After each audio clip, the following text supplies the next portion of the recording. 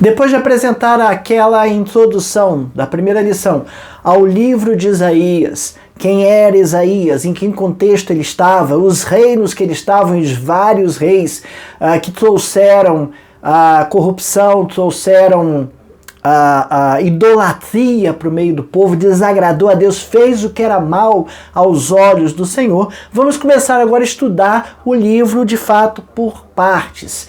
Como o livro é muito grande e a proposta é estudá-lo em um trimestre, as lições serão densas, não tem jeito porque são muitos capítulos para serem estudados em 13 lições, então vai ficar um pouco condensado. Não impede que depois o irmão faça um estudo mais detalhado, parte a parte do livro. Mas a proposta aqui nesse trimestre é a gente entender o livro de Isaías como um todo e as coisas que estão acontecendo. Já começamos a entender que ele vive num cenário em que vários reis, ele pega vários reis ao longo da sua vida, e esses vários reis fazem coisas que são más aos olhos do Senhor. Ele fala aqui, nos dias de Uzias, Jotão, Acás e Ezequias, reis de Judá. Então ele fala dos reinados pelos quais ele viveu e as coisas que estavam acontecendo ali. Ok? Agora a gente vai estudar então os capítulos de 1 a 6 de forma resumida, como eu falei. E a tônica desses capítulos é santificação, a necessidade de santificação. O capítulo 6 é aquele bem conhecido: no ano que morreu o rei Uzias, eu vi o Senhor no alto sublime trono, e a visão dos anjos, e aí ele fala: ai de mim que sou homem de impuros lábios e vivo no meio de um povo de lábios impuros. E aí o anjo do Senhor vem e toca os lábios de Isaías, o purifica, e vem a voz do Senhor chamando: e quem enviarei? A quem enviarei? Quem irá por mim? E Isaías responde: eis-me aqui, envia-me a mim. Esse texto é muito conhecido, e ele está aqui nesse contexto de que do capítulo 1 até o capítulo 6, Isaías está falando, revelando os pecados de Israel, evidenciando pecados que todo mundo sabia que o povo estava cometendo. Aliás, tem até um ponto que ele fala que o povo não está entendendo muito bem os erros que está cometendo, mas são pecados conhecidos. E depois, na segunda parte, fala sobre o juízo que Deus trará a Israel, e nessa terceira parte, a santificação, a necessidade de santificação. Na realidade, todos esses 6 capítulos têm foco em cima disso, a necessidade de santificação. E necessidade de santificação é algo que não ficou no Velho Testamento, é algo dos nossos dias, é algo atual. Aliás, quando a gente fala do processo de salvação, ou melhor, quando a gente fala da salvação em si, a gente fala que a salvação é um ato. Deus nos salva em um ato. Mas dentro da salvação tem um processo chamado santificação, e esse depende de nós querermos e investirmos e verificarmos as coisas que estão erradas e nos santificar. Então a santificação é um processo, e é um processo que é independente dos tempos ou momentos em que vivemos. Isaías está falando aqui, lembra, 700 anos antes de Cristo, ou seja, 2.724 anos, um pouquinho mais. Ele vai falar de 749, já tem um momento aqui que ele fala, da visão do rei, do trono, né? E do rei Uzias, no ano que morreu o rei Uzias, ele precisa ali o ano que isso aconteceu, são uns 2.760 anos, mais ou menos, lá para trás. Ok? E nesse tempo o povo já precisava se santificar. Então santificação é uma necessidade de todos nós. Nós precisamos entender que somos inclinados ao pecado. Erramos com muita facilidade, erramos o tempo todo e de toda a maneira. De maneira que a gente precisa ter atenção as coisas erradas que fazemos. Isaías vai chamar a atenção, e a gente vai ver aqui quais são os pecados que o povo está cometendo naquele tempo. E, infelizmente, a gente vai verificar que esses pecados estão presentes no nosso dia a dia. São todos pecados atuais. Infelizmente, o povo é o mesmo, o homem é o mesmo, a constituição do homem é a mesma, inclinado ao pecado, fazendo o que é mal aos olhos do Senhor. Então, necessidade de se santificar, não só de santificar, mas perseverar, insistir na santificação, estar atento. Isso é uma opção. Você pode ter a opção de se desligar disso, ou a opção de diligentemente, com bastante atenção, com bastante cuidado, com bastante detalhe, procurar na sua vida os seus pecados, os seus erros e tirá-los da presença de Deus. E não escondê-los, mas eliminá-los da nossa vida. Tirar esses pecados da nossa vida. A condição do povo ali, que Isaías mostra, é uma condição de hipocrisia. O povo executava rituais religiosos previstos na Torá, mas rituais religiosos que não tinham o menor sentido, não tinham a menor devoção. Deus não estava sendo adorado com o culto que estava sendo pregado. Deus não estava sendo glorificado nos sacrifícios que o povo estava trazendo, porque o povo não trazia isso de coração.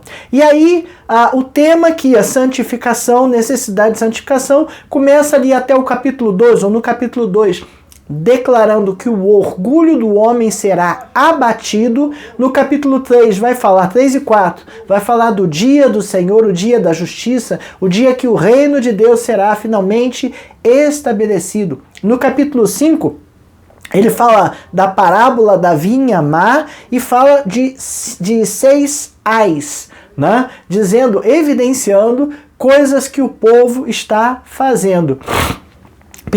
E no capítulo 6, um chamado à santidade, o chamado do profeta. Aquele que está falando todas essas coisas, ele mesmo diz, eu tenho lábios impuros, eu falo palavrão, eu falo coisas más, não é só palavrão, mas também maledicência, né? Fofoca, maledicência, falar mal da vida dos outros, denegrir a imagem dos outros, né? Olhar o pecado do outro e não olhar a gente, né? o nosso mesmo pecado.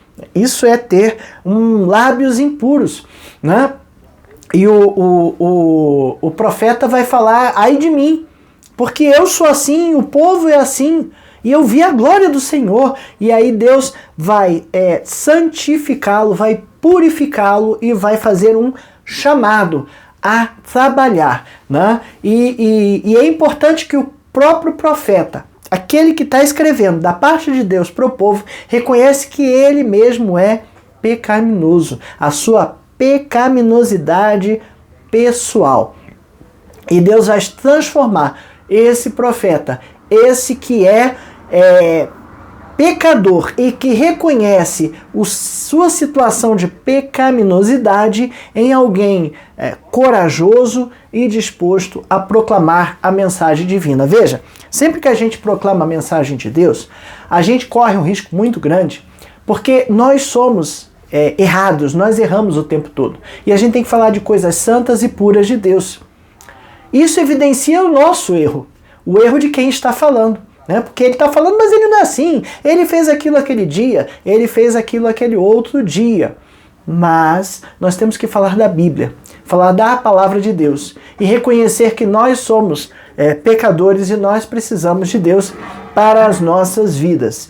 Deus atende a um clamor de arrependimento genuíno, ok? E Ele nos convida a uma conversão e acertar as nossas vidas. Bom, esta é a lição de número 2 da revista Palavra e Vida, edição número 84. A revista Palavra e Vida, editada pela Convenção Batista Fluminense.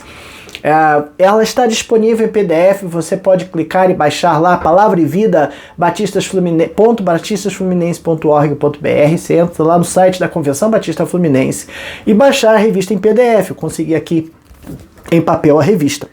Ok? Mas você pode acompanhar as lições aqui usar na sua igreja. Essa edição de número 84 tem por tema Isaías, o Evangelho do Antigo Testamento, foi escrito pelo pastor Fábio Martins. Nossa lição de número 2 tem por tema a necessidade de santificação. Nosso texto básico, que é extremamente extenso, é do capítulo 1 ao capítulo 6 de Isaías.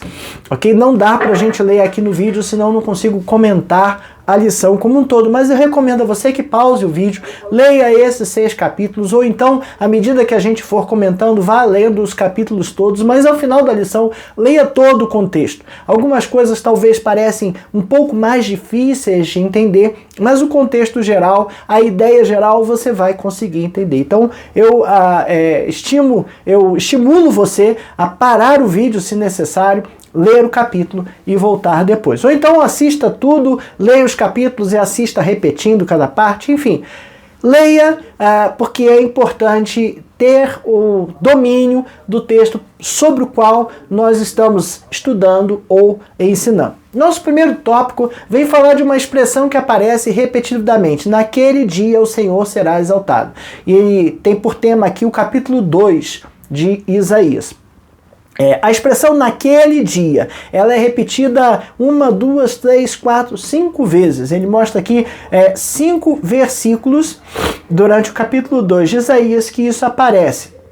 No versículo 11, os olhos altivos dos homens serão abatidos e a sua altivez será humilhada. Só o Senhor será exaltado naquele dia. Isaías 3, versículo 7. Naquele dia levantará a sua voz dizendo, não sou médico, não há pão em minha casa, nem veste alguma, mas não me ponhais por príncipe do povo.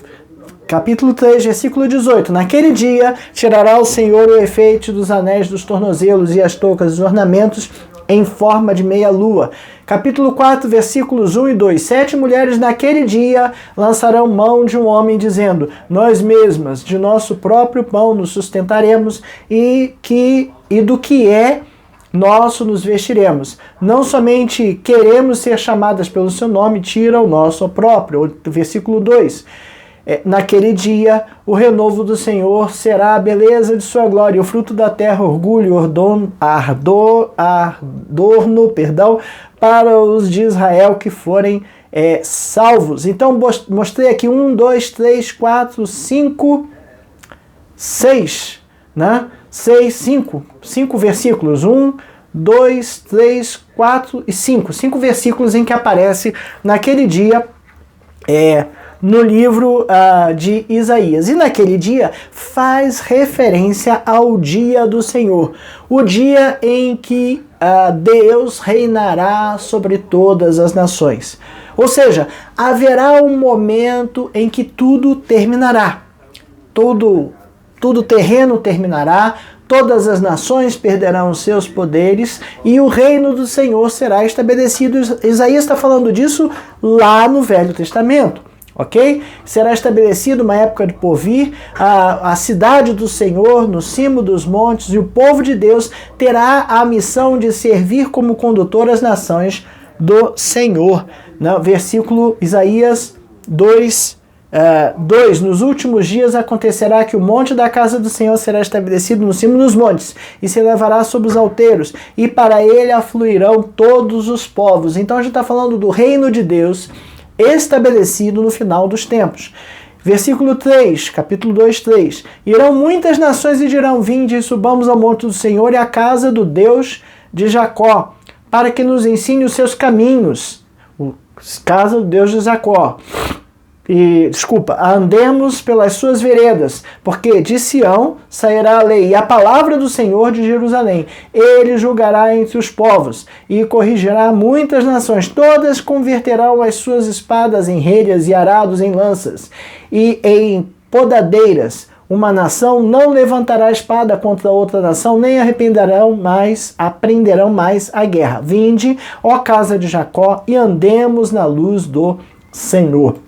Aqui, Israel, então, é retratado como um povo diferente. É um povo que será referência para todas as outras nações. Claro, olha só, aqui nós estamos falando do Antigo Testamento, no momento em que o Israel é o Israel terreno, né? e que esta nação, escolhida por Deus através de Abraão, ou criada através de Abraão, Abraão chamado, escolhido por Deus, os patriarcas, para ser a nação de Deus. Ok? Hoje nosso entendimento de Israel é o Israel mais abrangente, aqueles convertidos, aqueles que fazem parte da Igreja de Deus, que são de outras nações, também estão afluindo a Israel da mesma maneira, desde já ou mesmo antes, como a gente brinca dizendo, nesse momento, pelo Evangelho espalhado. O povo é um povo diferente, um povo sui generis, como a gente fala, né?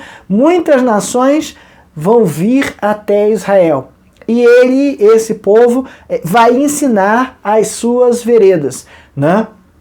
E esse povo todo estará convidado a viver sob a luz do Senhor. O futuro do reino do Senhor, então, inclui 3 elementos, 3 coisas aqui que o nosso comentarista evidencia. Primeiro, o povo de Deus. Né? O povo de Deus é aquele estabelecido ao longo de toda a história. A gente chama de igreja invisível, né? A igreja geral, vamos dizer assim, a igreja invisível, aquela de todos os tempos, de todos os crentes convertidos ao longo de toda a história. Esse é o povo de Deus. O templo de Deus, peço perdão, crise de rinite, mas eu não ia deixar de gravar. O templo de Deus e a paz de Deus. Então o povo de Deus afluirá ao templo de Deus e a paz de Deus. Isso vai abranger todos os povos de todas as nações. Eles virão de toda parte para Jerusalém. Agora a gente entende Jerusalém celestial. Ok? O lugar do templo e o centro do propósito de Deus, que é instruir a sua palavra. Por quê? A palavra de Deus, instruída e aprendida pelos povos, resultaria numa paz interna em todo o lugar. Entende? Essa é a visão, essa é a ideia que Isaías está trazendo nesse capítulo, no início desse capítulo 2. E aí ele começa a apresentar uma série de exortações a respeito do orgulho e do sincretismo religioso. Sincretismo religioso é uma palavra que a gente já deve ter ouvido quando estudou história na colonização do Brasil, em que para cá fluíram católicos e depois africanos, e aí as coisas se misturaram, né, os deuses da África com os deuses católicos, os santos católicos, e as coisas se misturaram, e a gente ouviu essa expressão quando estudou na escola sobre sincretismo religioso. Mas o que sincretismo religioso significa é essa mistura de religiões e deuses. Deus não admite isso. Deus não gosta, não concorda e não quer isto. Ok? Primeiro mandamento, não terás outros deuses diante de mim. Então, qualquer mistura não é aceita por Deus. Mas o povo estava fazendo isso, estava trazendo deuses de outras nações e misturando as coisas. E aí vem uma série de exortações proferidas por Isaías, da parte de Deus, proferidas por Isaías contra Judá. A sentença de Deus contra Judá enumera as acusações, a sentença de Deus contra Judá no versículo 2, no versículo 6 do capítulo 2, pois tu, Senhor, desamparaste o teu povo, a casa de Jacó, porque os seus se encheram de corrupção do Oriente, e são agoureiros como os filisteus, e se associam como os filhos dos estranhos. Aí ele começa a falar dos pecados, agoureiros como os filisteus, e associam com os filhos dos estranhos. Do 6 até o 8 tem os pecados. No versículo 7, a sua terra está cheia de prata e ouro, e não tem em conta os seus tesouros, também está cheia de cavalos e carros. Está falando de riquezas, e está falando da ganância e da corrupção, acusações. E no versículo 8, e também está cheia de a sua terra de ídolos, adora as obras das suas mãos, naquilo que os seus próprios dedos fizeram. Idolatria Deus não admite. Com isso, a gente se abate e o homem se avilta, portanto, não lhes perdoarás. Então veja que Isaías está evidenciando, se não ficou claro eu desenho, né, os pecados do povo.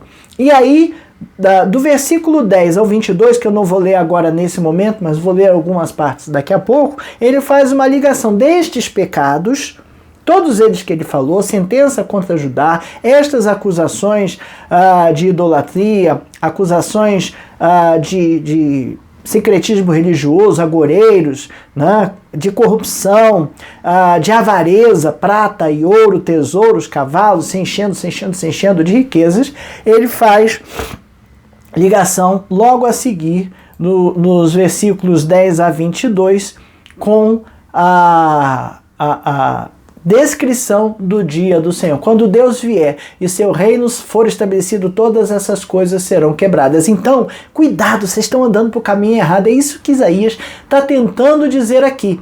Tá certo? A altivez do homem, no versículo 11, os olhos dos altivos dos homens serão abatidos e a sua altivez será humilhada. Só o Senhor será exaltado naquele dia. A sua arrogância, né? A arrogância do homem será abatida e a sua altivez será humilhada. Só o Senhor será exaltado naquele dia. Versículo 18, os ídolos, os ídolos serão de todos destruídos. Veja que ele falou de altivez, falou de quem confia e tem as suas próprias riquezas, tem as riquezas, mas confia nelas, não administra como dispenseiros da graça de Deus, como dispenseiros de Deus, mas que tem elas para si, os ídolos que tem perante Deus, que Deus não aceita, a corrupção e a questão da idolatria, dos ídolos, ok? E ele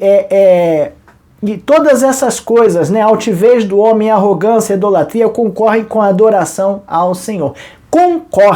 Concorrem por quê? Porque a gente tira o espaço de Deus e dá espaço a estas coisas, a corrupção, a idolatria, a riqueza, a arrogância. Essas coisas tomam o espaço de Deus na nossa vida. E ele comenta aqui, constituem como se a gente construísse, né, bloqueios para que a palavra de Deus chegue aos nossos corações e impede o grande conhecimento de Deus, né, chegar ao pleno conhecimento da graça de Deus.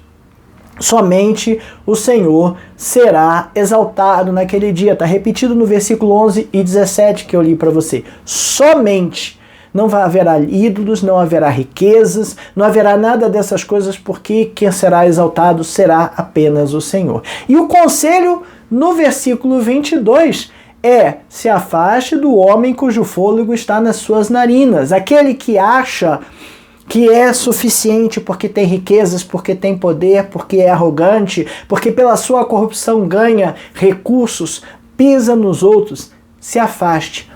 Por que se afastar? Mas eu não tenho que pregar a esses? Tem que pregar. Eu não tenho que conviver com esses dias?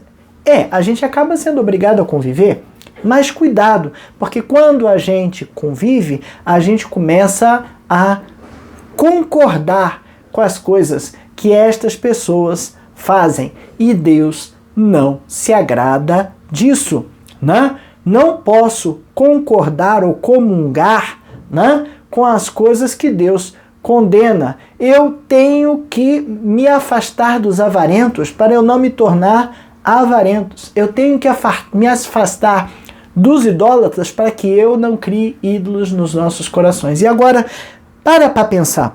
Todos esses pecados são pecados muito atuais. Todos nós, de alguma forma, acabamos em algum momento, misericórdia, sendo avarentos, sendo corruptos, sendo idólatras. Quantos ídolos nós temos posto em nossas vidas que tem nos atrapalhado a chegar a Deus e a adorá-lo, né? E tem pessoas que valorizam todas essas coisas, valorizam a sua riqueza, a sua segurança financeira, nada pode os abalar. Cuidado, temos que nos afastar dessas pessoas e temos que deixar de ser assim, porque essas coisas bloqueiam o nosso culto a Deus. Nosso tópico 2, então ele vai falar do capítulo 3 até o 5, e aí fica muito denso, e ele classifica essa parte como julgamentos e exortações. Então no capítulo 2, Isaías convocou o povo ao arrependimento, mostrou os pecados ali, né? E pronunciou, e falou os pecados ali, aconselhou a se afastar do homem, como é que ele fala? Cujo fôlego está em suas narinas, o autossuficiente, aquele que confia em si mesmo. E no capítulo 3 até o 5, o profeta vai anunciar o julgamento do Senhor sobre os líderes das nações. Por que sobre os líderes? Porque geralmente a gente segue alguma liderança, certo? A gente vive de uma forma despreocupada, descuidada, e a gente acaba seguindo as pessoas que nos orientam, né? Então o que eu falo aqui é capaz de você relaxar. Não, vou seguir porque o Saul falou, mas olha, cuidado, olhe você mesmo o que você está fazendo. Cuidado redobrado, porque o que eu estou falando faz com que as pessoas sigam caminhos. E se eu estiver no caminho errado e apontando para o caminho errado, eu estou mandando um montão de gente para o caminho errado e o Senhor há de me julgar por isso. Então é muito cuidado que a gente precisa ter. Então vamos lá, no capítulo 3, de 1 ao 15, o profeta pronuncia o julgamento do Senhor sobre os líderes das nações. Aqueles que haviam se beneficiado de práticas desonestas seriam cortados. Aí do 3:16 até o capítulo 4, versículo 1, ele fala declarou julgamento contra as mulheres de Judá que se exibiam cheias de orgulho e adornos elaborados. Não tem nenhum problema, não tem o menor problema a mulher se enfeitar. Ou até o homem, que hoje a gente já está num outro patamar. Tem homens que gostam de se produzir e estarem enfeitados, cheios de adornos, demonstrando riquezas. Não tem problema, mas cuidado, isso não pode ser o foco. A vaidade não pode ser o foco. E a gente tem um grande risco hoje. Existem redes sociais hoje em que as pessoas buscam projetar vidas de sucesso, vidas felizes, vidas perfeitas. As nossas vidas não são perfeitas nesse contexto. Todos nós temos problemas, todos nós temos situações difíceis, todos nós passamos e enfrentamos problemas. Então, meu irmão, cuidado, muito cuidado com o que você está querendo mostrar nas redes sociais, porque é vaidade. Isso tudo é vaidade. E aí, o que Isaías está falando aqui da parte de Deus é que Deus promete tirar dessas mulheres a sua dignidade. Por quê? Não porque elas precisavam, não, porque elas confiavam mais na sua dignidade do que em Deus, né? E aí vai fazer referência ao discurso de Paulo, lá em 2 Timóteo 2, 9 e 10, em que diz que Deus gosta muito mais, de 1 Timóteo 2, 1 Timóteo, 2, 9 e 10, na mesma sorte que as mulheres em traje decente se ataviem com modéstia e com bom senso. Se enfeita com modéstia e com bom senso. Não com a cabeleira frisada e com ouro, pérolas, no vestuário dispendioso, porém com boas obras, como é próprio às mulheres que professam ser piedosas. Então, Deus tem mais prazer num coração sincero que pratica a sua vontade do que enfeites externos, ok? Isso acaba sendo vaidade, acaba sendo sinal de autoconfiança exagerada. Autoconfiança a gente precisa ter, mas exagerada em mim mesmo, independência de Deus, e isso não é bom, né? E o reino de Deus, pelo renovo, o reino de Deus seria estabelecido. Ele fala aqui, renovo, aquela parte do povo que permanecerá fiel. Aí no capítulo 5 aparece a parábola da vinha amado, versículo 1 até o versículo 7. Agora cantarei ao meu amado o canto do meu amado a respeito da sua vinha. O meu amado teve uma vinha no outeiro fertilíssimo. Sachou-a, limpou-a das pedras e a plantou de vides escolhidas. Edificou no meio dela uma torre e também abriu um lagar. Ele esperava que desse uvas boas, mas deu uvas bravas. Agora, pois, ó moradores de Jerusalém e homens de Judá, julgai, vos peço entre mim e a minha vinha. Que mais se podia fazer ainda a minha vinda que eu lhe não tenha feito? E como, esperando eu que desse uvas boas, veio a produzir uvas bravas. Agora, pois, vos farei saber o que pretendo fazer a minha vinha. Tirarei a sua sebe, para que a vinha sirva de pasto. Derribarei o seu muro, para que seja pisada. Torná-la-ei em deserto. Não será podada, nem ensachada, mas crescerão nelas espinheiros e abrolhos. As nuvens darei ordem para que não derramem chuva sobre ela, porque a vinha do Senhor dos Exércitos é a casa de Israel. E os homens de Judá são a planta dileta do Senhor, que desejou que exercessem juízo. E eis aí quebrantamento da lei, justiça, e eis aí clamor. A parábola aqui está falando sobre alguém que plantou uma vinha com o melhor terreno, limpou o terreno, adubou e colocou as melhores vinhas ali escolhidas, as melhores sementes. E ele esperava, e claro, quem faz isso, espera que o resultado seja bom. E Deus está falando isso do seu povo. O povo é essa vinha. É a semente que Deus escolheu, é o terreno que Deus escolheu, que Deus plantou, que Deus adubou, que Deus cuidou, que Deus cercou de cuidados e esperava que desse terreno viesse bons frutos. Mas não veio, né? Ele fala aqui explicitamente, porque a vinha do Senhor dos Exércitos é a casa de Israel e os homens de Judá são a planta dileta do Senhor.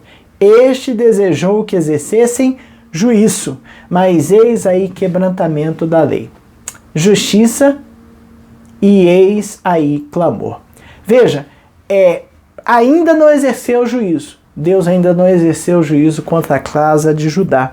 Mas ele está declarando aqui de forma clara que pretende julgar a casa de Israel. Vou derrubar tudo, vou deixar crescer espinhos, tirar os muros, deixar que pisem. Vou abandonar, porque a coisa não deu certo. Mas ainda não há um julgamento. E já que não há um julgamento, há uma trégua, e Deus espera que seja possível uma conversão. Dos versículos de 8 a 30, essa sessão encerra 6 ais, né? Ai de fulano, ai de ciclano, nesse aspecto, né? E aí ele tem um discurso ali do 8 até o 30 sobre coisas que vão ser julgadas no povo. Isaías condena os opressores e os egoístas, né? Aumentavam suas propriedades às custas do outro. Começa ali no versículo 8, eu peguei só o primeiro versículo. Ai dos que ajuntam casa a casa, reúnem campo a campo, até que não haja mais lugar e ficam como únicos moradores no meio da terra. Está falando daquele que toma tudo dos outros, dá um jeito de tomar pela corrupção, pela ação errada, toma tudo para si, aumentam as suas propriedades às custas dos outros. Ai desses.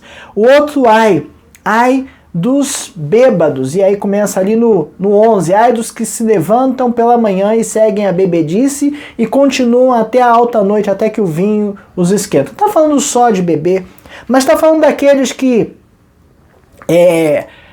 pensam apenas na diversão, na alegria da vida. Esquecem das coisas pelas quais têm responsabilidades e passam apenas o tempo se divertindo, né? Graças a Deus não é assim dos nossos dias, exceto por algumas séries que a gente resolve às vezes maratonar e não faz mais nada da vida porque está só assistindo aquele negócio, só recebendo aquele negócio no nosso coração, né? Mas ele está falando aqui daqueles que vivem apenas a fartar-se de bebidas fortes e festejar. Repreende os que testam a Deus no 18 e no 19, né? 18. Ai dos que puxam para si a iniquidade com cordas de injustiça e o pecado, como tirantes de carro, sabe? Aqueles que manobram a injustiça, manobram a iniquidade. Ai daqueles. Estão testando a Deus. Né? Reprova os de moral distorcidas. Olha o versículo 20, que interessante. Estou no capítulo 5. Ai dos que chamam ao mal, ai dos que ao mal chamam bem, e ao bem chamam ao mal, que fazem a escuridade luz, e da luz a escuridade. Põem o amargo por doce, e o doce por amargo. Invertem as coisas. Você já viu gente assim? A pessoa, quando começa a errar demais, e fazer coisas erradas demais, ela perde a sensibilidade do que é certo e do que é errado, e chama o mal de bem. Não, eu estou fazendo isso, mas é para o seu próprio bem. Já ouviram falar de mentirinha branca? Não, uma mentirinha, mas é uma mentirinha branca, né? Tá chamando o mal de bem, né? E olha, cuidado, ai destes. E tem mais, são 6. Condena os que exaltam a si mesmo. Versículo 21. Ai dos que são sábios a seus próprios olhos, e prudentes ao seu próprio conselho. Será que eu me acho sábio? Será que eu me acho prudente? Será que eu sou mesmo?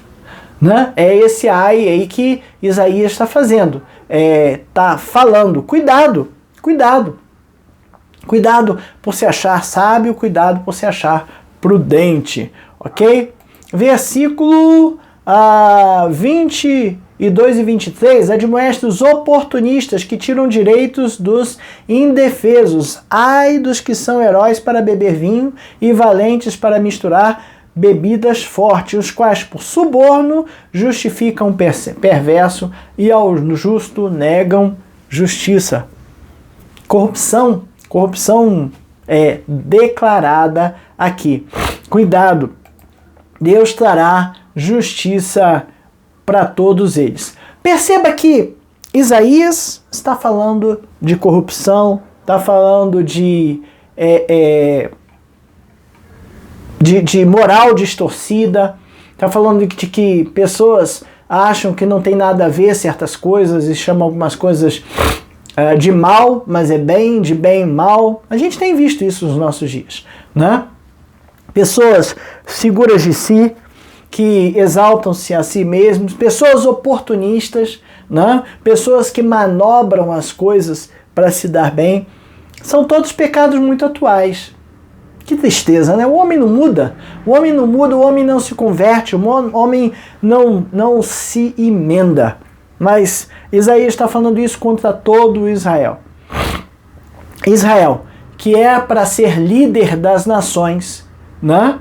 Precisava se importar com seu comportamento. Hoje nós, Israel de Deus, precisamos ter cuidado com o nosso comportamento, com o nosso testemunho, porque Deus há de julgar, e só do renovo, só do que sobrar, é que vai aparecer a nação e o reino de Deus. Né? Falávamos agora há pouco, no capítulo 2 ainda, que o povo viria todo a Israel, e é uma coisa interessante, né? No Velho Testamento, o Deus era Israel e as nações viriam a Israel. Era como se o evangelho fosse um evangelho centrípeto.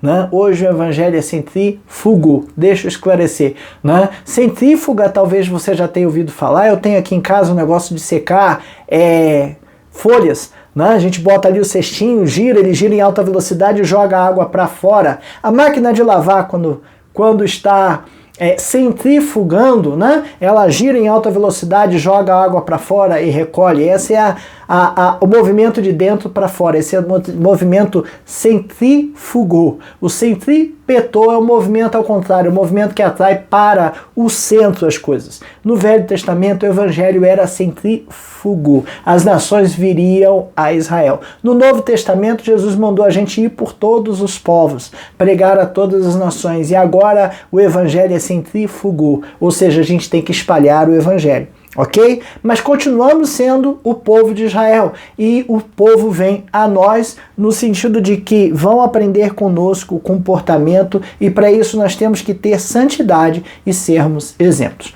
Terceiro tópico vai falar justamente do capítulo 6 de Isaías, que é o chamado de Isaías à santidade e a santidade do Senhor, tá? 739 a.C. é o ano da morte do rei Uzias. No ano que morreu o rei Uzias, 739 a.C., Por que ele não botou 739 a.C.? Porque ele não sabia quantos anos tinha e a contagem do tempo era diferente. Mas Isaías vê algo extremamente majestoso. Ele vê o poder de Deus, né? Uma experiência que evidencia duas coisas: o poder, a santidade e a glória de Deus, e o pecado do homem, a pecaminosidade do homem. Uma coisa evidencia a outra. Olha só, quando eu estou num quarto totalmente escuro, eu não enxergo nada porque não há luz. Mas quando eu acendo alguma coisa, as trevas se convertem em luz, porque eu não via nada e agora eu posso enxergar. A luz evidencia as trevas e as trevas evidenciam a luz. O contraste se faz necessário para que uma coisa aponte ou mostre para outra. E na experiência que Isaías descreve no capítulo 6 fica evidenciado estas duas coisas: a plena majestade de Deus e a pecaminosidade do homem. O toque do serafim sobre a boca de Isaías representou a purificação que Deus fez de Isaías. E uma frase que o autor colocou aqui muito interessante: Deus não quer e não vai usar instrumentos para o seu serviço que não estejam limpos. Você já viu como é que é uma sala de operação? Esterilizado, é tornado estéril, sem micróbios, sem bactérias, sem organismos vivos. Porque se você for abrir um corpo humano com instrumentos contaminados, essas bactérias vão lá para dentro e elas vão se proliferar, vai gerar uma doença e pode levar a uma infecção generalizada e à morte. Antigamente, muita gente morria de sepsemia por conta disso. As pessoas se cortavam e não tinham como limpar ou não sabiam limpar aquilo ali e a coisa inflamava, infeccionava, o corpo às vezes não reagia e aquilo se espalhava na corrente sanguínea. E ao se espalhar na corrente sanguínea, contaminava o corpo todo e levava à morte.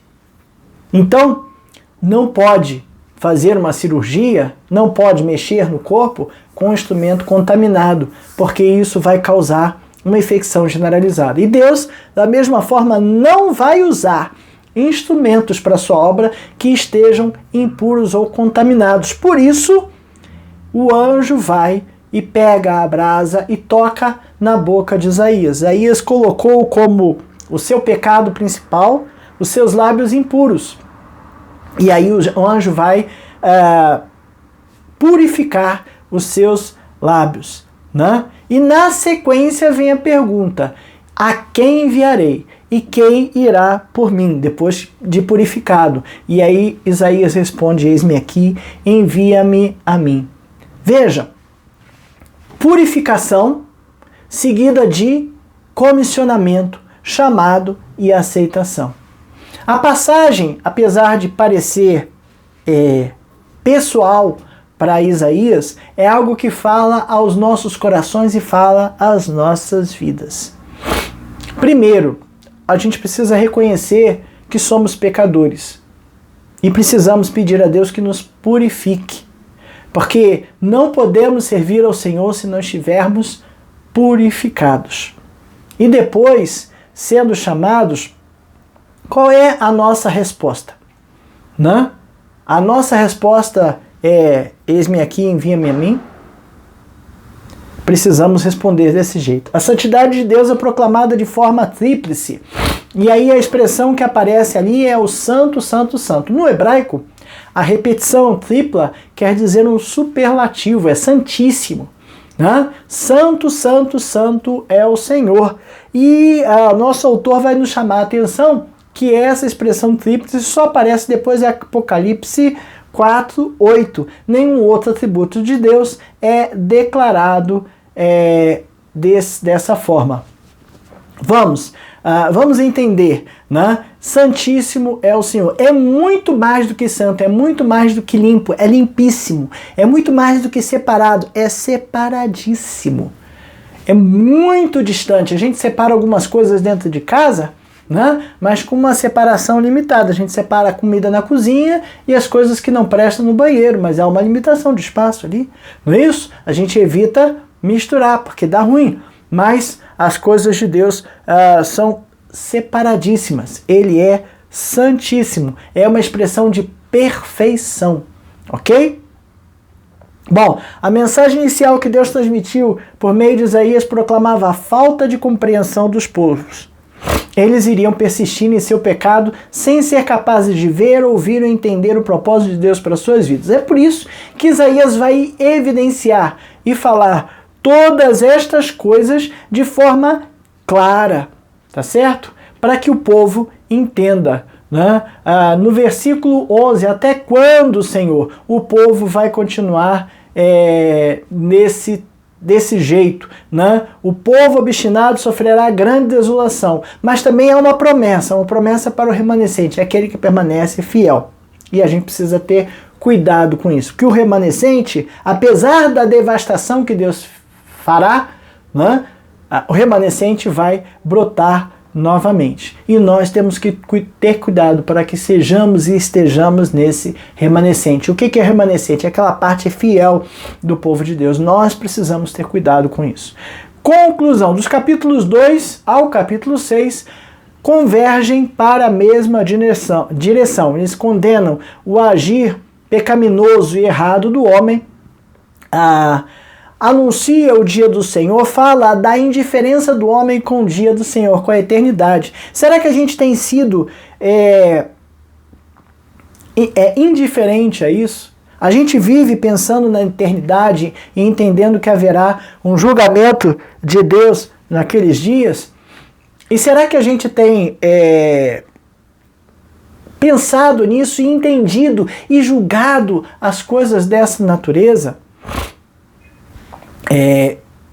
Temos que ter cuidado para que a gente não esteja distante da presença de Deus, né? A gente precisa viver cada vez mais próximo da presença de Deus, mas isso pressupõe santidade, e santidade pressupõe esforço e dedicação constante e consistente, vida de santidade. A gente não pode falar uma coisa e fazer outra. A gente tem que viver a santidade. Que Deus nos ajude a viver, né? Sem a santidade, ninguém verá a Deus. Hebreus 12, 14. É um desafio que nós temos, né? Olhar para a eternidade, olhar o reino de Deus, como ele será no futuro, como ele será no final, e entender que esse reino, essa vida eterna é inestimável, eu não posso perder isso, e para não perder isso eu preciso trabalhar a minha santidade. Quando? O tempo todo. Contudo, olhando todos esses pecados, porque eu tenho certeza que algum vestígio deles eu tenho na minha vida e eu preciso tirar, identificar e tirar estes vestígios um por um, para pensar e agir. Qual a minha expectativa para o dia do Senhor? Qual a sua expectativa? A gente vive preocupado, olhando lá para o futuro, ou a gente vive uma vida dispersa? A vida do hoje, a vida das coisas que eu tenho, das alegrias que eu tenho, das facilidades que eu tenho. Precisamos estar com olhos atentos à eternidade. Afinal de contas, a gente pode viver aqui até 120 anos, ou um pouco mais até, não sei, né? Diz que a mulher mais velha do mundo está aqui no Brasil, tem 116 anos. Mas a gente vai viver uma eternidade longe de Deus ou junto a Deus. E como é que eu quero viver? É uma eternidade, é muito mais tempo. As exortações do capítulo 5, né? Os ais, as motivações do coração. Será que elas falam a mim? Será que elas falam de mim? Será que eu tenho sido avarento, orgulhoso das minhas próprias coisas, confiante nos meus próprios recursos? Eu manipulo as coisas e as pessoas para obter vantagens? Eu passo por cima dos outros? Misericórdia, né? será que elas atingem a mim? Ah, não. Falei, calma, olha com cuidado, porque pode ser que alguma coisa eu esteja fazendo, eu esteja sendo orgulhoso. Tenho orado muito, viu? Para que Deus me tire o orgulho, a vaidade e a forma arrogante de falar de mim. Ah, mas você não fala. Eu falei, não sei, eu acho que eu estou fazendo. Eu estou achando que eu estou fazendo. Se eu acho que eu não estou fazendo nada, aí mesmo que eu começo a achar que eu estou fazendo. Aí eu peço a Deus que olhe e isso na minha vida e me tire isso de cada vez. Será que o conhecimento de Deus tem impulsionado a minha vida de santidade? Ou eu estou ignorando essas coisas? Eu conheço a Deus? Não, eu conheço. Não, eu tenho procurado uma vida de intimidade com Deus, de santidade. Esse é o caminho. Isaías está alertando o povo, os reis daquele tempo, inserindo idolatrias e todo tipo de corrupção no meio do povo. E Isaías é uma voz que se levanta, vindo de Deus, profeta de Deus, para dizer: o povo está errado, vocês estão errados, e o caminho e o fim disso não vai ser bom. Que Deus nos ajude a trabalhar a nossa santidade a cada dia, que Ele evidencie para nós, aumente a nossa sensibilidade do Espírito Santo e evidencie para nós os nossos pecados, a nossa arrogância, o nosso orgulho, a nossa vaidade, a confiança nossa nas coisas e não em Deus, e nos ajude a tirar estas coisas das nossas vidas. Amém?